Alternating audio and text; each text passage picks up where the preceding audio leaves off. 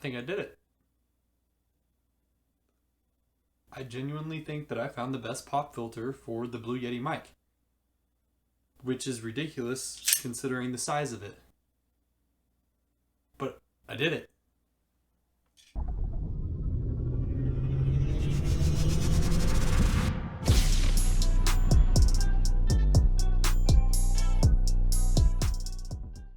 You probably clicked on this video because you just bought yourself a Blue Yeti.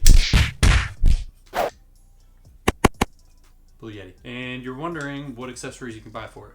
Number one accessory I'd recommend is a boom arm. There's some cheap ones on Amazon. This is a cheap one from Amazon. It does the trick. Probably the second most popular accessory for a mic is the pop filter. And you can get these on Amazon for around $10 too. $10 too. But if you look at this one, you can see how ginormous it is. One, if you don't have a boom arm, you can either put it on the edge of your desk, which it's going to fit a very thin desk, or you can attach it to the base of this mic, which isn't going to work that well. One, this is flat, so it doesn't have much to grip to, and this doesn't go all the way down anyways. It doesn't screw all the way in. And then you have the footprint of not only the microphone, but the curvature of whichever way you're making this pop filter go. So even if you have it going out like this, takes up that much room. Have it going out this way, takes up that much room. Have it going the other way, takes up that much room. But I think I found the pop filter to solve all those problems. It's made of a metal and foam hybrid for the actual filter, and they have two different sizes on these rings to fit around the mic, and they specifically made one for bulkier mics like the Blue Yeti. And this one from MPFUBK just obviously attaches across the body of it rather than having to wrap around and you having to figure out a space to leave open just for your mic pop filter, which is unnecessary. Look how much room is taken up and look how clean it is. Like if I didn't know anything about Blue Yeti, I would assume that this pop filter came with the mic. It would just make sense. It looks a lot better on my blue one over here, and that one's Jeremiah's Yeti, so I don't really care about it. He's never used it. Kudos to MPFUBK. Let's dive into it. Okay, so this is a closer look at the MPFUBK pop filter. Comes in this box right here, and you have about 6 pieces. So when you're pulling it out, you've got the actual pop filter, mesh on the back side, metal on the front. Has a little hole for you to screw in the base here. So then you've got 2 brackets here. You got this one here that's a little bit bigger for the Blue Yeti, and this one here that'll fit smaller mics if you want to use it for them. So to attach the actual pop filter to the bracket, you just slide it in, and it does have one way for it to go. You notice that this right here is kind of squared off, and so there's a squared off side on the bracket and then just a normal circle on the other side. You want to put the squared off side obviously to the squared off on this, and then you've got one screw that'll screw that in.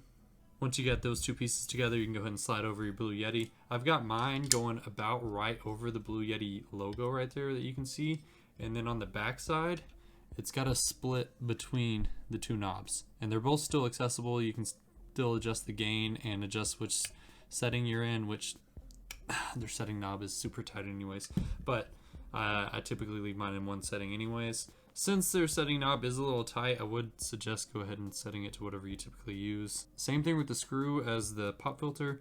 You've got one side that'll actually hold the screw head in place. Okay, and now as you can see, pop filter's installed. Smallest footprint I've seen on any pop filter for any mic other than one of these, which this is just a background noise reducer, and this actually is a pop filter. Keeps the highs from peaking when you're saying your P's and T's. Won't break on you, but you can still fit this over the top of it with it, so you can use it in combination.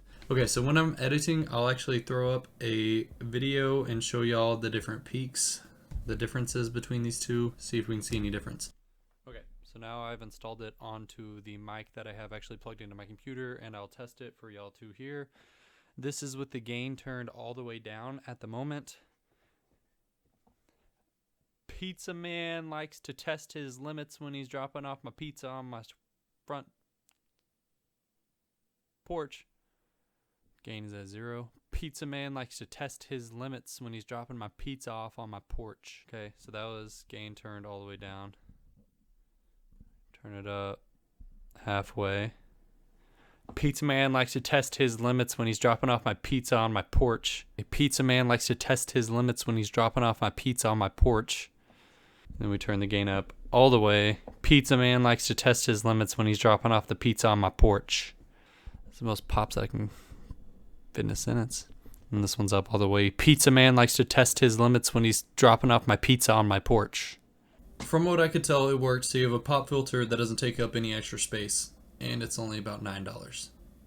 If you found this video helpful in any way, don't forget to leave a thumbs up, subscribe, turn that notification bell on. I'll have more videos coming soon. I will be doing an updated desk video because I did build a new desk if you didn't know. And I will be breaking down everything that I have in this setup in a much quicker way. It won't be 20 minutes this time again. Yay. I don't know. I like watching desk setup tours and getting all the information, so whatever. But I'll catch y'all next time.